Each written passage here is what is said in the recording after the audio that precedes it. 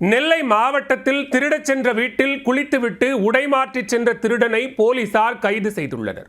வீட்டின் உரிமையாளரை அதிர்ச்சிக்குள்ளாக்கிய நூதன கொள்ளையனின் பின்னணி என்ன?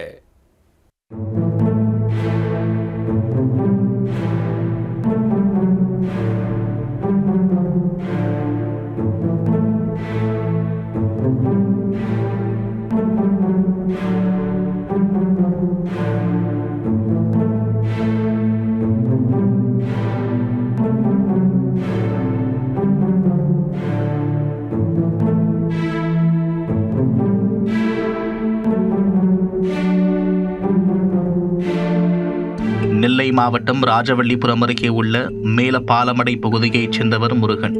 கட்டிட தொழிலாளியான இவர் கேரளாவில் தங்கி வேலை செய்து வருகிறார்.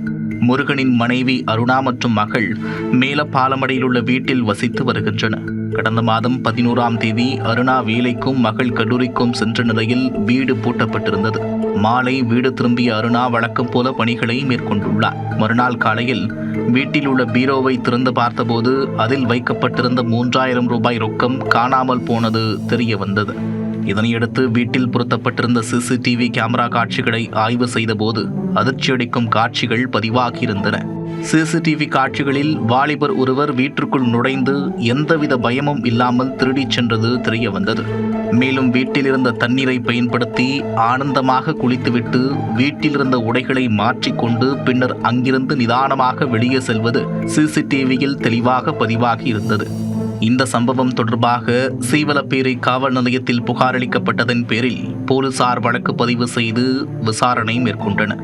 1 மாதம் தீவிர விசாரணைக்கு பிறகு மேலப்பாலமடை பகுதியைச் சேர்ந்த சதீஷ் என்ற சுரேஷ் என்பவரை போலீசார் கைது செய்தனர். கைது செய்யப்பட்ட சுரேஷை நீதிமன்றத்தில் ஆஜர்படுத்தி சிறையில் அடைத்தனர். திருட வந்த வீட்டையே தனது குளியலறை போல பயன்படுத்திய சம்பவம் அந்த பகுதி மக்களுக்கிடையே அதிர்ச்சியை ஏற்படுத்தியுள்ளது.